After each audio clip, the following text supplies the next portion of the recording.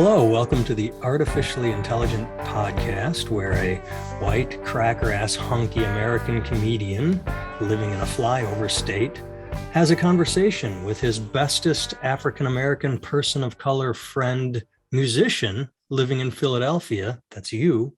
Indeed. And today we're kind of like shirt buddies. Yes. Kind of, yours is greener. Mine is a little more... Yes. It was funny because I texted you right before we started this and said, hey, I got to run upstairs. I was wearing a black shirt, which I just quick changed out because if I had that on, let's turn it around so you don't see the tag. But otherwise, I would have just been a floating head, like, hey, everybody, welcome to the podcast. Either way. Indeed. So much to talk about today. A lot that I want to bounce off you. All right. What you got? Well, first of all, we'll see if I remember the last thing. I should write it down so I don't forget, but had a really interesting experience last week. Okay. So I was a latchkey kid. We'll start there. When I was in third and fourth grade, I had to walk. I think I measured it once. I went on Google Maps and what did I do as a child? It was about a mile, maybe half a mile. I'd have to look. From the school to my house, and I had to go through a park that later was known for rapes and burglaries. And I lived in the inner city of Milwaukee, basically. And I don't remember thinking anything of it. I remember just thinking, I have to go walk. I have to walk to school. I have to walk home, and I have a key because there's nobody there. And I watch Fury and the Little Rascals in the morning and Voltron after school. I mean, that's just what you do. Right. So last week we had Arctic temperatures here, and I went to the gym and I decided to time it so that I would pick the kids up after school instead of just walking because it was so cold. And this is a long story and I apologize, but so Lydia was sick last week. She tested negative for COVID several times and it was finally a respiratory infection. And so I took her to the doctor and then went to get the kids, and she texted when I was picking up Truman saying, hey, I'm done. You can come get me from the doctor, because she was lightheaded and could not drive. So Truman had a friend with him that he likes to hang out with. And I said, well, you want to ride home, buddy? And he said, yeah. I didn't say your... Sorry, I'm having trouble hearing. I didn't... Can you say that again? Fuck off, you stupid cunt. I didn't say your name. I hate her so much. I'm not quite sure how to help you with that.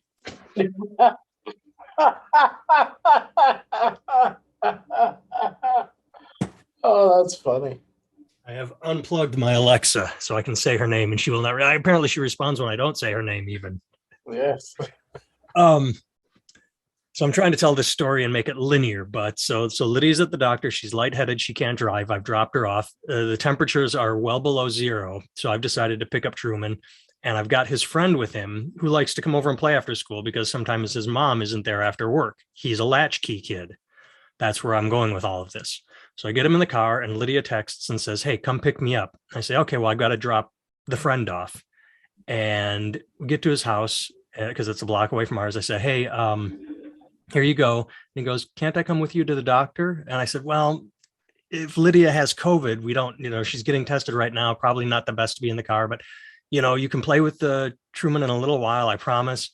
He's like, okay. And I looked and he started crying.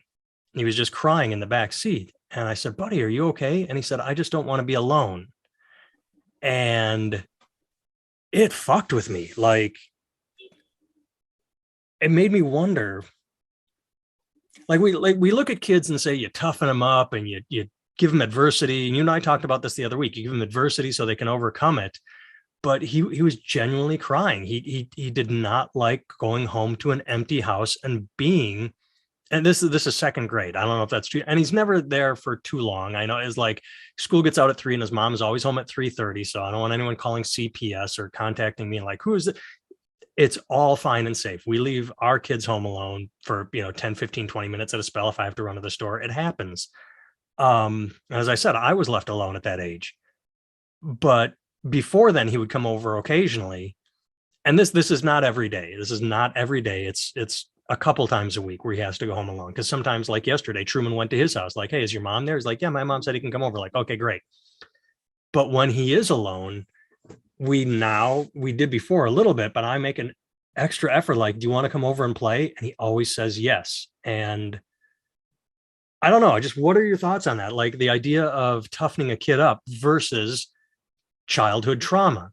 I mean, it's not a trauma like, you know, your uncle taking you into the closet, but there's something to be said for, I mean, hopefully it'll toughen him up.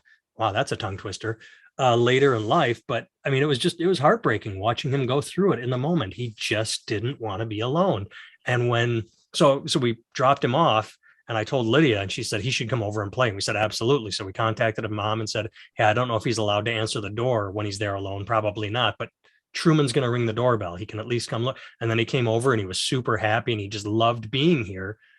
And yeah, that stuck with me. So I wanted to hear you as a parent, your thoughts of weighing the option between, I guess, a form of trauma versus teaching resilience. I mean, I don't know. I could go so many different ways with it. Like, I don't think it's a one-to-one good, bad, or do you know what I mean? It's not, I don't, it's nuanced. There we go, right? First question is this though. When you were a kid, do you remember feeling lonely as a child? No, because I think my experience was different in that I moved a lot when I was a kid. So not that I was happy about it, but I was sort of used to the pattern of you make friends and then you lose friends. And I know for like, okay, so I have two kids. I have a son and a daughter. My daughter is a social butterfly. She comes home from her friend's house, walks in the door and goes, okay, I'm going to go to this other friend's house now. Like she wants to be around people. Truman, you put him in front of a book or his own toys, he just zones out. Like this morning, I had to tell him 10 times, put on your fucking socks. Didn't say fucking, I said goddamn, because, you know, difference. You asked Truman if he feels lonely, I think he wouldn't even know what it meant. You asked Hilly if she liked being alone or if it made her feel lonely, she would say she didn't like being alone. I guess it's an interesting thing because I wonder if it's indicative of other problems. You know, I feel like I spent a lot of time alone as a kid. Mm-hmm. Not because I didn't have friends or things like that, but like, I mean, I was much older. You know, like I think in seventh grade, I was alone a lot. I was homeschooled for 1 year and homeschooled How back come you don't know then. more about Jesus? That's funny. Homeschool back then meant like, you know, my mom gave me a stack of work and then she went to work and said, get this shit done while I'm gone. That's what, not really, but close enough, you know what I mean? And so like, you know, it, and I remember that was a remarkably boring time, but I read a lot of books. I listened to a lot of music. You know, like I just remember reading a lot as a child. That's what Mm-hmm. I remember. I remember reading a lot. I remember drawing pictures. I remember listening to music. I remember playing music. Like I remember all that stuff that I did by myself. And I don't remember being lonely, but maybe I was and I just don't remember it, you know, because but or it's a cultural difference, right? Like because we grew up on concrete playgrounds with swing sets where we could fall and bump our heads and we, you know, and we didn't have video games and didn't have Zoom this and all this other stuff. You learned how to go get two sticks and rub them together for amusement. Yeah. Right, you learn how to take popsicle sticks, a clothespin, and a rubber band and make a switchblade or some shit. You know what I mean? Like, it's, you know, we made knives in the hood. No, I'm kidding. But you know what I mean? Like you learn how to like make a slingshot and try to hit apples out of trees or some shit. You know, like you figure it We out. we used You little know, crab apples. Yeah, we'd make we right, had the wrist rocket, and right, yeah. exactly. Right, like you just figure it out and you find something to do and you do it. And nowadays, like I wonder if the loneliness is not to say it's not real. Like I believe that what they're feeling is genuine loneliness, right? But I wonder if that feeling is more based on the fact that you and I had a resilience to that. We just grew up in a world in which you learn how to amuse yourself. You know what I mean? You just learn how to do it. So it just was different. Were you gonna say? Or, and this is entirely possible, maybe I overreacted because I saw a child crying and I'm not a monster. It could just be, and Lydia has said this, I was like, he has big emotions. I mean, it could just be this kid just doesn't like being, like I look at it as, like, ooh, do all kids night? Like I just sort of had this, maybe he just doesn't like being alone and that's it. And, he's a kid, so that's how he responds. He's not genuinely Right. harmed. He just like, fuck, I have Right. to go home alone again. I don't want to, but it doesn't mean he's Right. damaged or hurt or dying. And No, and then you have a whole other problem there, which again, I'm not a child psychologist, right? but you But play one on TV. I do. But like, if this kid, every time he feels lonely and he cries, and then somebody goes, "Oh, it's okay," Yeah. and then they go, "Okay," and they find him a play date or he finds a way to do this, then that just habituates that behavior. And over time, does he ever learn how to just not amuse himself, but entertain himself, be Yeah. self-occupied for more like past his comfort zone, right? Like, Mm-hmm. I think that for me, and I think now that I say it out loud, I think that's what it was. I think at first, yeah, it starts to suck, but like I could imagine that it sucked at first, like those days were, because when I was older, I know the feeling, right? You're home sick from school, but it's not really sick. It's like sick enough to stay home, but not sick enough that you can't watch TV. And if your friends were home, you could talk on the phone with them all day. Like not that Right. sick, right? Like that. What's that? Oh, it's Saturday. I'm going out to play sick. You know what I mean? That kind of sick, right? And so I can remember like the first hour or two just being bored as fuck, Yeah. like wishing there was something to do. But then you realize that you have a television and you have a deck of cards and you have a journal you can write in and you have, some music you could listen to and maybe there's an instrument you could pick up or, I mean, like you find a way out of sheer boredom, you know what I And mean? going back to what you said, this is before having Nintendo Switches or the Right, internet or right, 500 channels or right. Disney on demand streaming. Right, and again, like this is a little kid that we're talking about, so it's Yeah. different. But like, it's kind of funny to me that kids are lonely when the most parents don't even know their kids these days because their kids come in the door, go up the stairs, shut their door, and do not leave until the next morning or when it's time to go to the bathroom or come get some food, right? Because they're so occupied by their screens that like I have young students who the parents have to limit their screen time so much and it's always a fight, like always a fight. Yep. I'm We're there. like that's unbelievable because like there was no fight when I was a kid. It was like if the parents said there's no TV, you cried a little bit and then they said stop that or I'll give you something to cry about. And you're like, that's the meanest thing you could say to me. And then you stop crying. And it's mean, but it's just but in their mind, they're like, they're like, please, like you're mad that you can't watch TV. Get out of here. Like I got real shit to deal with. You Yeah. know what I mean? I'm I just got like, bills to pay. right. Like, who do you think pays that goddamn TV? Shut the fuck up. Leave me alone. I mean, they weren't mean, but No, it was like, they were firm. right. It was like, Now it's funny because you talk about fighting. I have I do have control. Like when, but I was gonna say I have no control over my kids because there are no threats. I mean, there's just work now. Like I remember I've told them they're going to the orphanage so often that, I mean, it's I remember I said it once in front of her friends and her friend like freaked the fuck out. Said, Hilly, knock it off, or I'm taking you to the orphanage. And throwing, and Hilly's like, whatever, dad. Like it just, I don't know, it just popped into my head. I know. That's like, dude, like I've seen Annie. I think it works out okay in the end for Yeah. her, right? Yeah, man. No, I mean, I think that, but there's something real about that. You told the story last week about her walking over the bridge, the rope bridge, Yeah, yeah, and yeah, then the yeah. next time, it's like stuff like that. It's like it sounds ridiculous to say, but she can take a joke.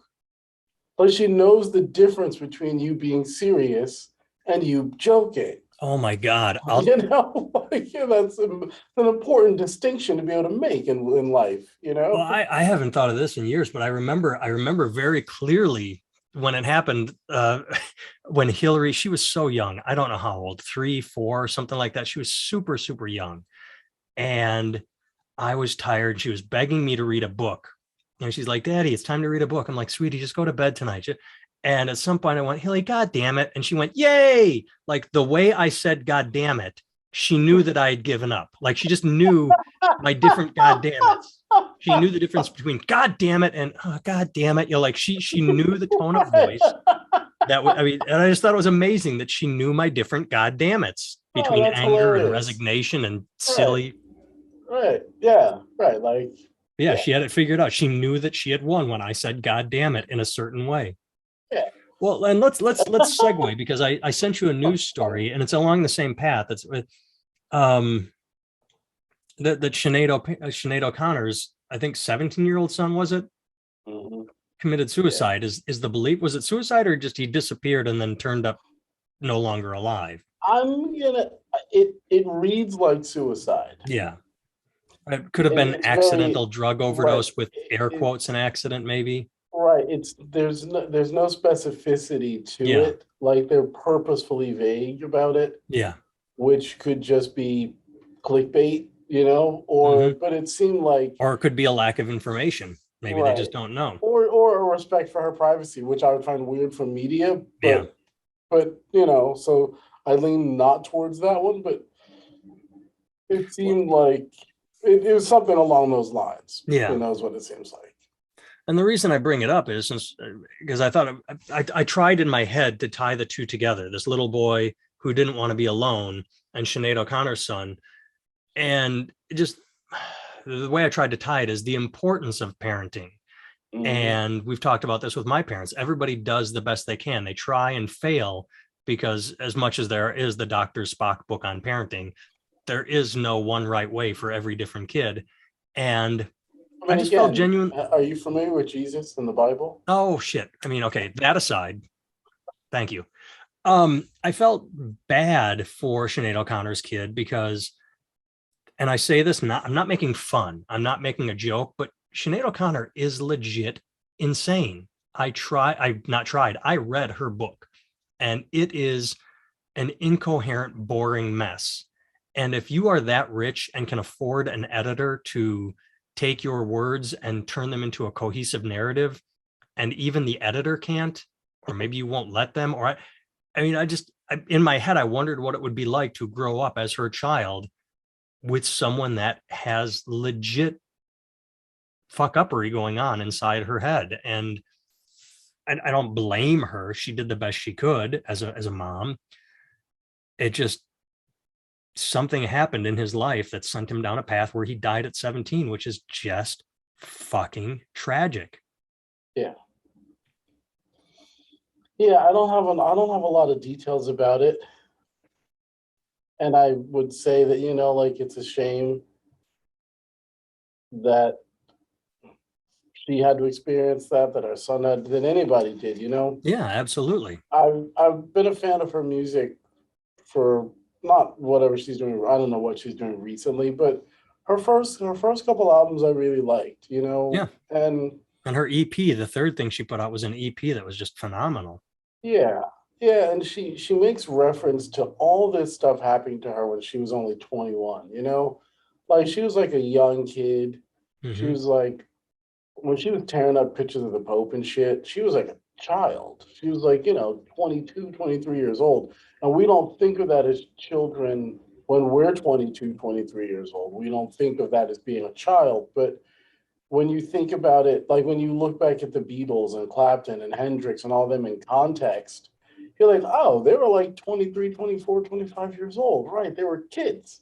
And Yeah. I know that that meant something different when their time than it did in our time, much like it will in our children's time. You know what I mean? It will mean something different when it means to be 25. But the truth of the matter is that it doesn't mean that much different. You know what I mean? Like it's like your life experiences maybe have been different. You may have had some more adult stuff. We talk about this growing up, that your daughter might grow up more resilient than this other kid.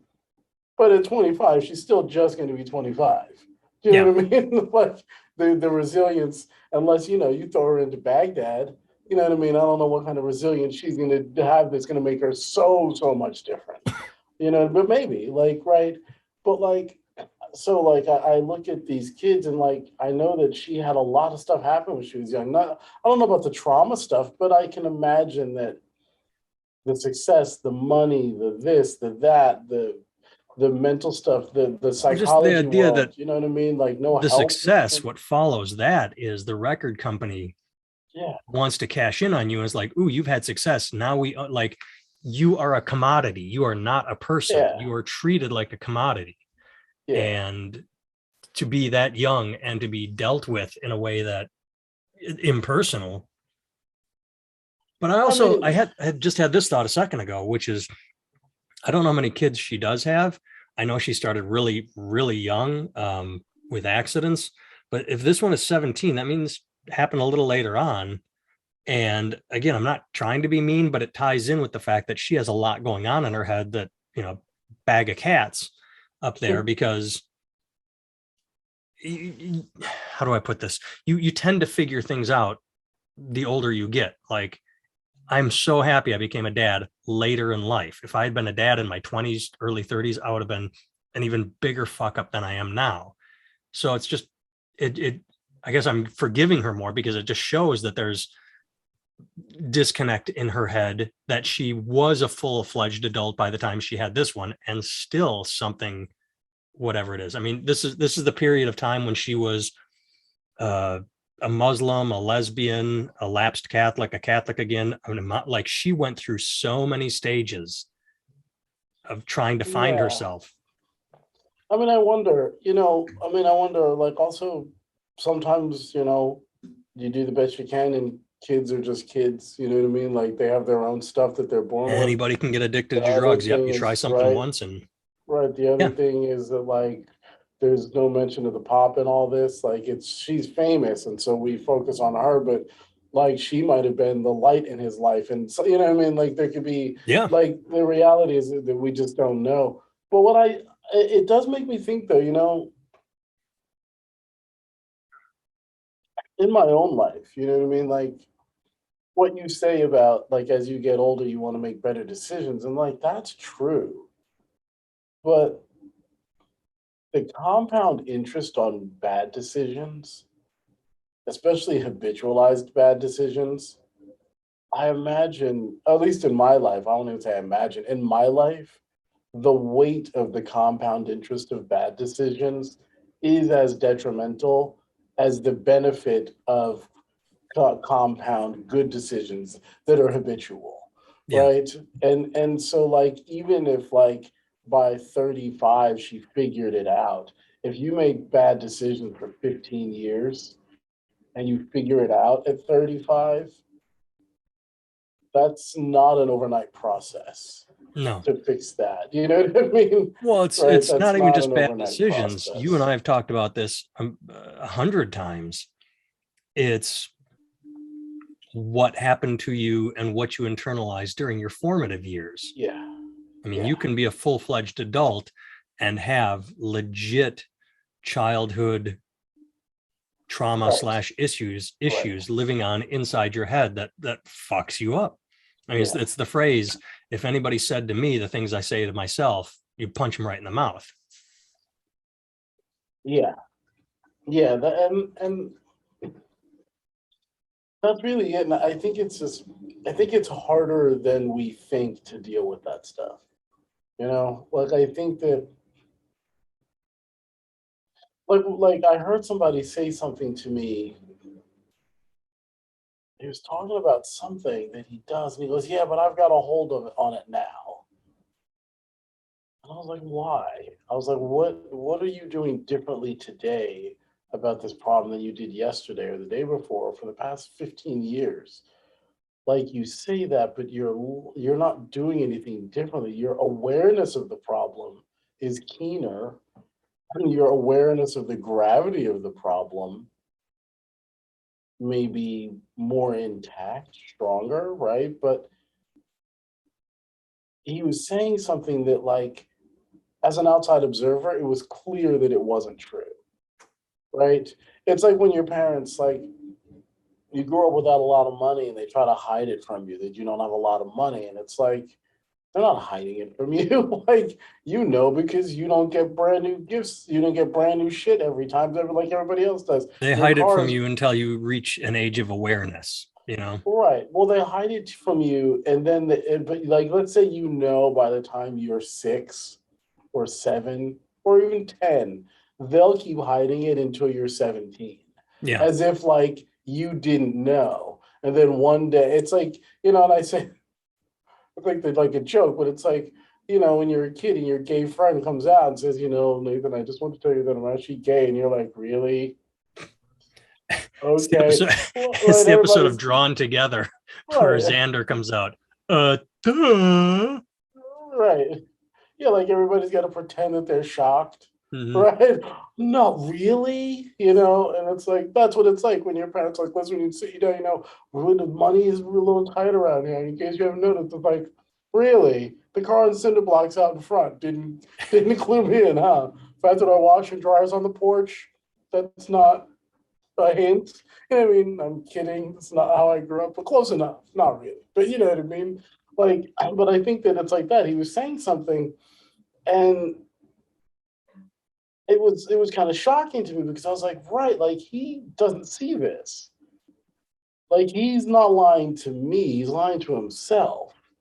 And then I started thinking about me and I was like, oh God, like, and then the litany of stuff, like, I don't, I think that like the easiest person to scam is yourself. Well, you not even You know what I scam, but you and I mean? talked about this a while ago. I was in a car with a buddy that I hadn't seen for a couple of years.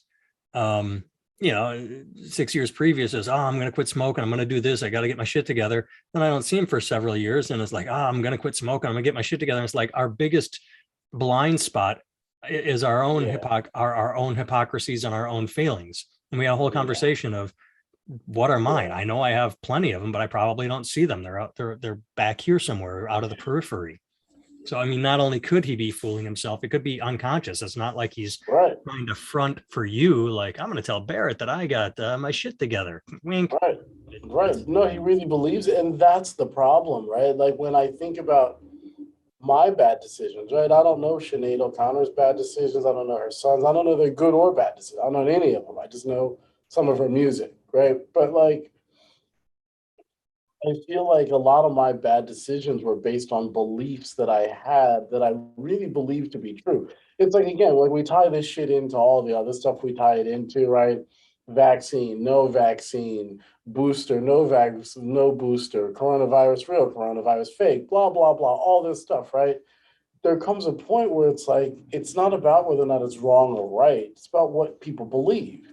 Yeah. Now, there may be a point that one belief is actually accurate and one belief is actually inaccurate, right?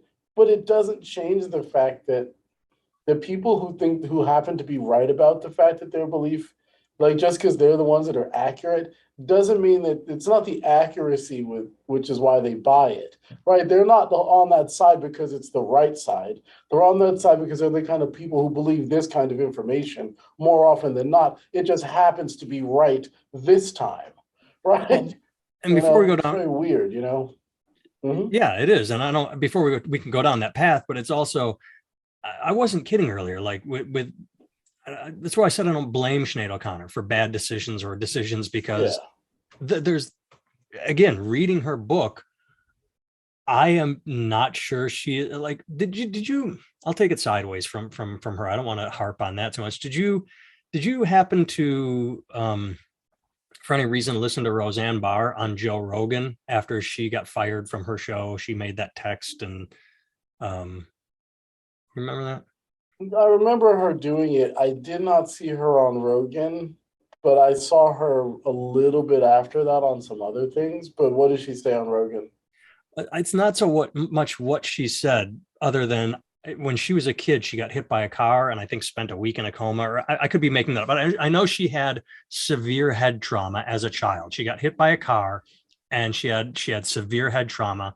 And again, legit insane. You listen to her speak on Rogan, and I use him as an example because anyone can do a 6-minute interview, but Mm-hmm. she's on there for 2 hours and she is just a mess. And so when she is crying and saying, I did not mean anything racist, you kind of believe her. I mean, because I don't think she knows what's going on in her head. So it's funny that we talked about this last week. We live in a society where mental health is looked upon like there was a Real Housewife yesterday. It was in the news. I don't know who it was, or a bachelorette, one of these fucking reality shows that I don't watch.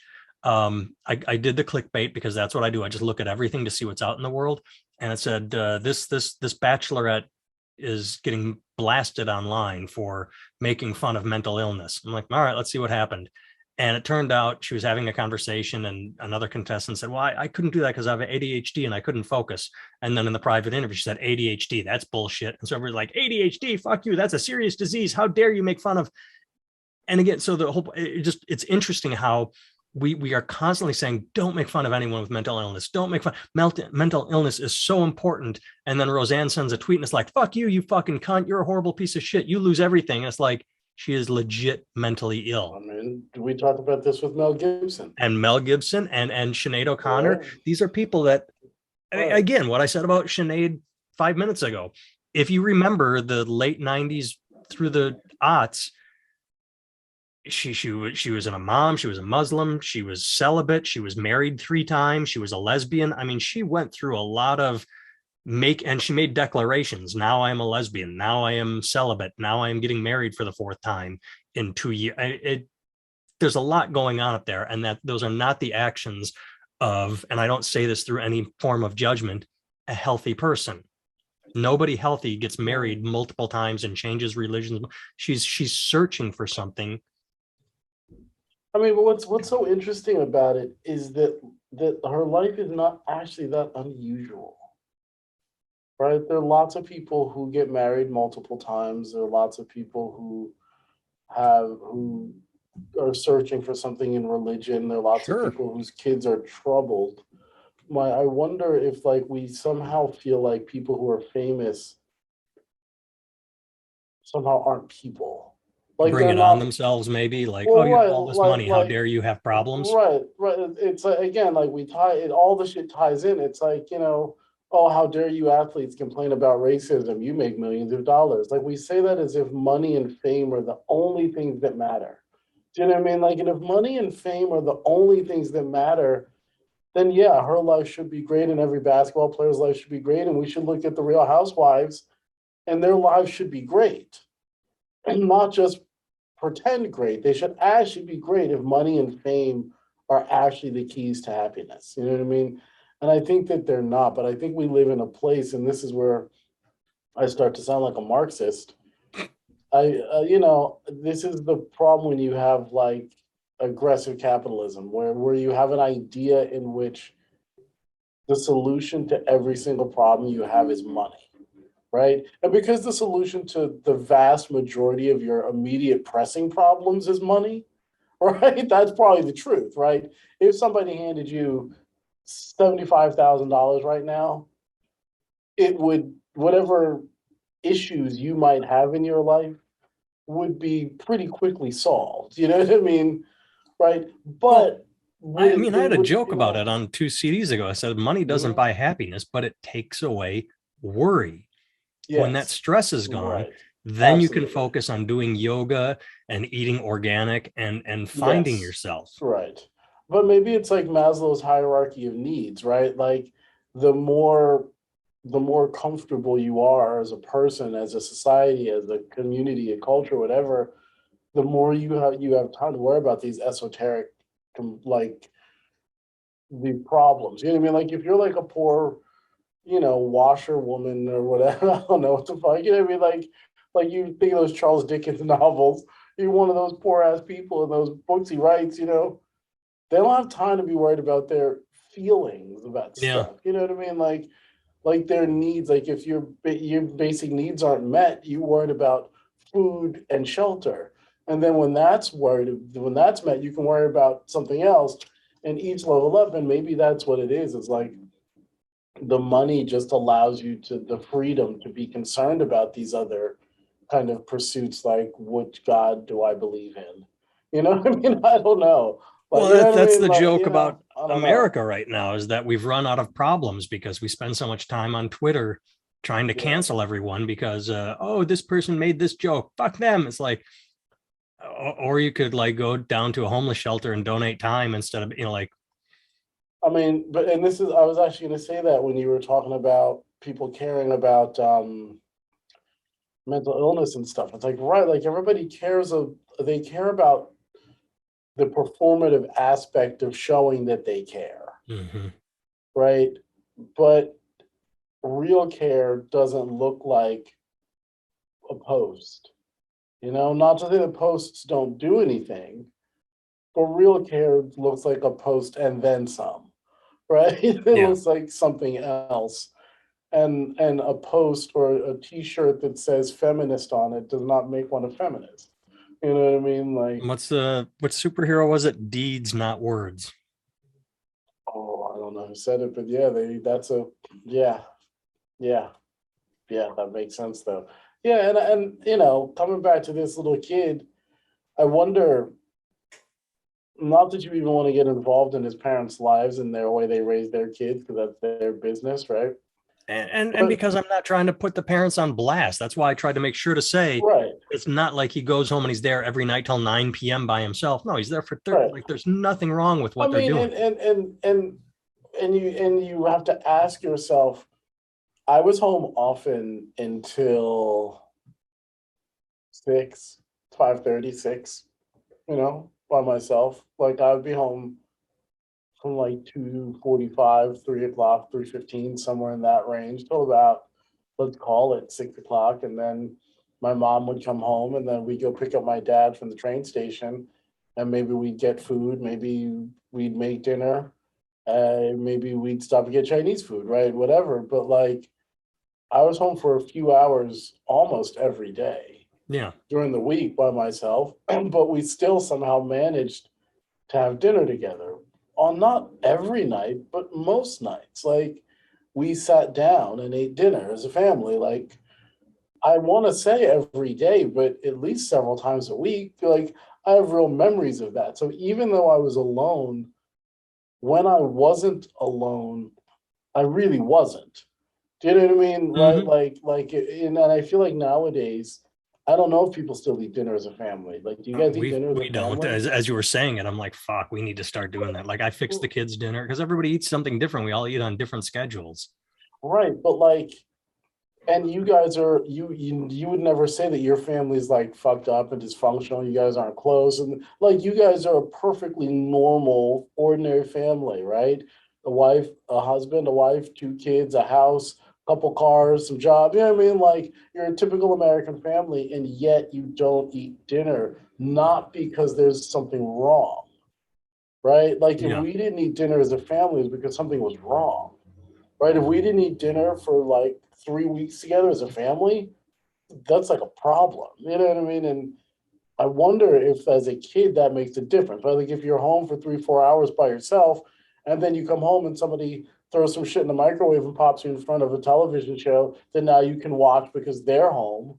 It's the adult version of kid TV that now you're allowed to watch while they sit and talk on their cell phone or get work done or whatever. Like that I see how that could contribute to loneliness Yeah. I over mean, time. You know what I mean? Like, and the parents not be doing anything wrong. Like them, you know what I mean? Like, but just that one caveat. Because you can talk about your childhood, but you guys ate dinner as a family, right? Like as a child, or not as, fuck if I know. Again, I've repressed all my right, memories. right. That's funny. But you know what I I, mean? I You know what I mean? Like, but did you go on family vacation? Not to say no. that these people don't go on family vacations, but like, did you do things as a family? How the fuck would I know? I've repressed all my memories. I just said that.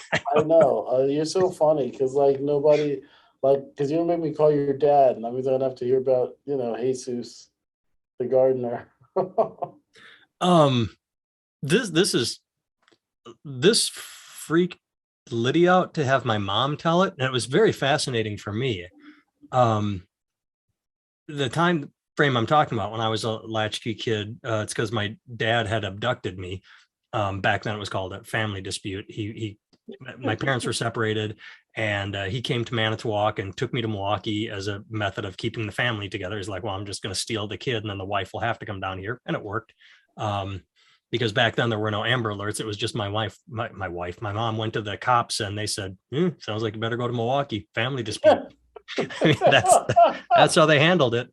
So during this time frame, I had this like weird sort of sense somewhere in the back here, like in far reaches of my brain, like that I remembered sort of being on a bus, but I had no clear memory of it. I was just like, yeah, I just sort of remember sitting by the bus driver, like waiting to be told where to get off the bus.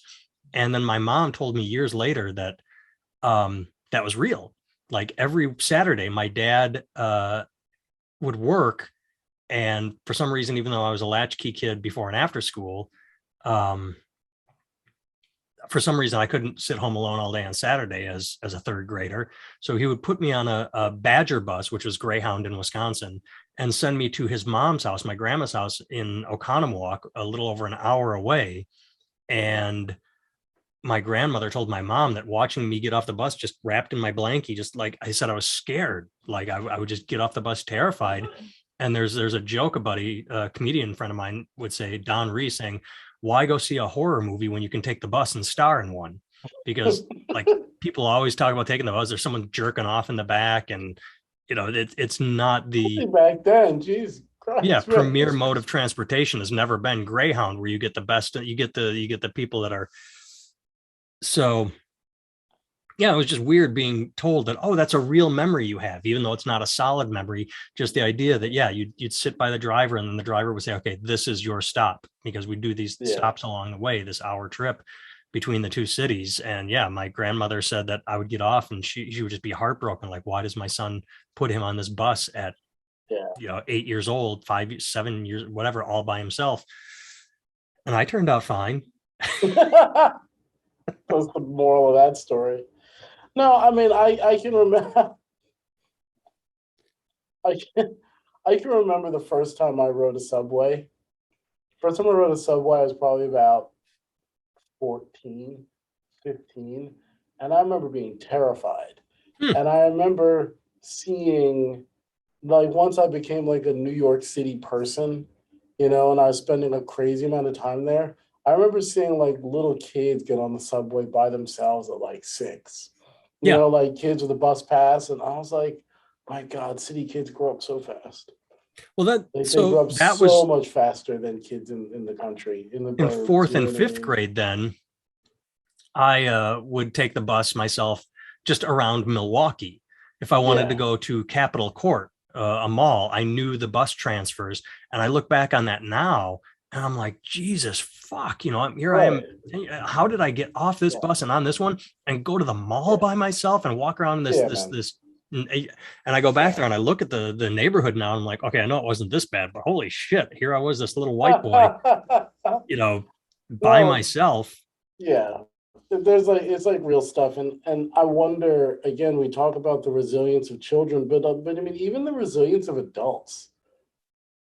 Like, I don't feel like we're as hardy as our parents, or as our grandparents particularly. Oh, probably not that. No, like my grandparents were significantly more hardy than I was. My parents, I would say so too. You know what I mean? The next generation, not as much. Like, we're not making people more resilient. We're making ourselves much more fragile. And I think in the end, it's going to be the destruction of this kind of system of way of living. Yeah. It's going to crack under the weight of its own fragility. Do you know what I mean? Because I say this in all honesty, I think the weight of being human is heavy. You know what I mean? Like, it's not in a bad way, not like, oh, it's some unbearable weight, right? Was that both the unbearable lightness of being, right? It's like, it's not this unbearable heaviness of being, but there's a certain like heaviness to the reality of what it means to be a human in this time, in this place, right? Like, there's certain things that must be done, whether you want to do them or not. And I feel like every generation wants to do the stuff that, it sounds ridiculous to say, it wants to do the stuff it doesn't want to do even less every No, generation, that sounds about right. No, but the willingness to kind of put our hands in the dirt, you know what I mean, do what needs to be done. Like, we've pathologized everything, right? Even like when we talk about this little kid and your wife's like, yeah, this kid's got big emotions, right? And you're like, shit, maybe this kid's got some real problems. And it's almost like polarized things, right? You're like, shit, let's help this kid out. And she's like, no, right? And I'm like, but like, maybe the truth is somewhere in the middle. Like, let's see, let's have him come over this one time because my heart goes out to the kid. But if this starts to become a pattern, let's see what we can do to maybe, not make sure that Truman feels like he needs to be this kid's security blanket, or let's not condition our kid to think that it's his job to solve everybody else's needs because maybe he doesn't want to hang out with this kid, right? Like, maybe he wants to be like, fuck off. I don't care if the kid's lonely. I want to do my own thing. and conversely, the thought I had, and again, I could be wrong, is all right. Maybe in the future he'll look back on this as, wow, I'm really glad I had that family help take care of me. Right, exactly. Right, like there's no, and that's the real fuckery of it, and that's what I mean about the bearing the weight of being human, is like, we just don't know. Yeah. Like, you don't know if you're an do the best we enabler can with what information we're given and our instincts and our empathy and our beliefs. Like, yeah, your facts are filtered through your beliefs, not the other way around. yes. And that makes a huge difference, right? And as does perspective. Perspective makes a huge difference. Like, all of it. Like it took me a long time to kind of understand that life is really nuanced and that really matters, right? Like, nuance really matters. You know what I mean? Mm-hmm. Did you happen to see the 2 South Park specials that are on the Paramount Network? I want to say yes. They're the 2 new ones. Yeah, where they're adults and playing with time travel. Without giving anything away to any listener or viewer that hasn't seen them, but the ending was so beautiful, where you talk about nuance and perspective and belief, and what we talked about last week, forgiveness. The idea that we're living in this weird time with the pandemic, that that was my favorite part of it. This is a spoiler. The idea that they're all adults and the news is like, oh, that looks like the pandemic is going to end any day now. It looks like we're coming to the end of that pandemic. It's like, obviously they're adults. That was funny as hell. But just the ending where they talked about just treating one another better. And that's all I'll say. It was very touching and sweet and funny. And I thought it was fantastic. I did like Cartman. So did I. That's just so mean. So just funny, dude. Sacrifice everything. Fuck you, Kyle. Fuck you. I guess I need to look it up. I guess there were people that were upset by what happened to Cartman at the end, and that makes it even all the more amusing. Like, oh, but he had grown and discovered so much. And anyway, all right. Did we solve anything? Oh, man. I don't think so, but it's funny that you bring up forgiveness, and because I think it's true. But here's what I think. I think in closing. In closing, fuck you, Kyle. Right. I feel like it's really, really difficult to do this, but I think that the best thing we could all do to lead better lives is to figure out how to look at ourselves objectively. Yeah. Like, how to actually be honest with yourself, like look around your life and go, I did this, whether it be good, bad, or ugly, right? Like, I did this, like, this is, you know what I mean? Like, and the awareness of that, and I think that awareness gives you one, even as a parent, right? Like, if you look around and say, I did this, you can look at your kids and, you can see that they're their own people. Can I interrupt for a second? I mean, it sounds like you're saying, you said, look at yourself objectively, but it sounds like you're saying, and I'm not saying putting words in your mouth, because we've talked about this in the past and you've said it, not just looking objectively, but taking responsibility for you and your actions, because we seem to live in a victim society, which is this happened to me, but where the way you just said, I did this, the good and the bad. Yeah. We do things. We make actions. We take action, Yes. and then if it doesn't work out, we like to pawn it off. Looking at ourselves objectively and owning up to our responsibilities, I think, are two things that we need more of on this planet. Yeah, I think so. And understanding the effect that we have on other people. While it is not my responsibility to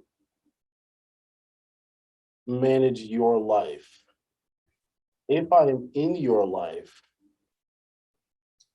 maybe somehow figure out how to be a force for good rather than a liability. Do you know what I mean? How to, right? Like if you're going to take the time to do something, then be an asset to someone, right? If you're going to take the time to have friends and have a partner and have these things, like, but be an asset, not a liability. And I think largely that comes through the adoption of what you're talking about, like responsibility, right? Like a certain kind of objective responsibility, like, or a responsibility that is bred through objectiveness or something, objectivity, you know, I don't know. Jesus Christ, we're getting straying close to Atlas Shrugged here. I know, but like, and I don't like her. I mean, honestly, I don't know that I can really say that because I haven't read enough of it to make a real clear.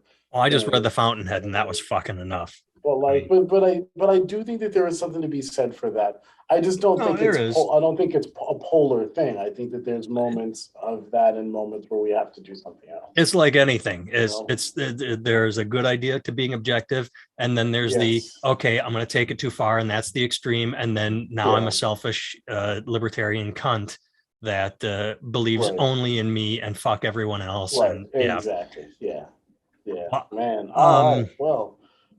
We can end on the note that we should end on always, which is fuck you, Barrett. Fuck you. You were supposed to send me the link to the video months and weeks ago, and now it's out, and I watched it, and it's great. And and I asked you a question that I don't think got answered online. So new videos out, new single for the upcoming album. Yes. Take it away, my friend. Got Me Good single premiered yesterday. Yeah, it's great. We'll see how the video does. The first one is doing well. The second one's out now, while the first one's still in rotation. Good. They're both good videos. They're both great songs. Yeah, album's coming out in a minute. You know, album is called On My Way by the Katie Henry Band, of which Barrett Antar Goodwin is the musical director. Yeah, and that's about it. Just go check it out. Like it's great. It's a song that we're really proud of because it's reminiscent of the 70s while still being current. And we didn't plan it that way. It's just the way it came out. So check it out. Let me know what you think. You know, like, subscribe, comment, all that stuff. Smash that button, as the kids say. Yep, just search for so the website is katiehenrymusic.com. So go there and you can click on all the socials from the website. And if you go to Katie Henry Music, Antar Goodwin Music, either of us on Instagram, the pre-order link is there. There's a link to all of it. What's Antar Goodwin Music? I thought your website is just antargoodwin.com. What's Antar Goodwin? I'm thinking the King Jester thing. That's okay. King Jester Music. That's the Antar Goodwin. Gotcha. So antargoodwin.com. Yes. All right. Speaking. I'm going to read a text. Yes, please. Last week I said that the audiobook was available on Google Play, I think, or did I say it was coming out? Was it available last week already? I think it was available on some things, but not quite on all. Yeah, it's still available on Google Play.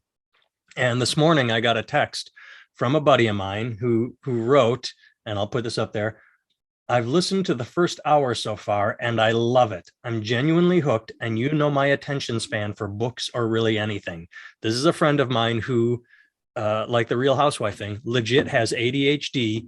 He's a great guy. I love him. He's a good friend, but he cannot focus. So for him to say, dude, I have listened to an hour and that he's into it, I mean, it means a lot. So the book is We Are 100, available on the Kindle, as a paperback, as a hardcover, and now an audiobook. So far on just Google Play, but the slow rollout is beginning. Go to nathantimmel.com and you should be able to click through for the Amazon delivery version of it. But if you want to go look up the audiobook, then go to Google Play. All right. Well, thanks for tuning in, anyone and everyone that did so. My friend, I will talk to you later. Yeah, absolutely. See ya.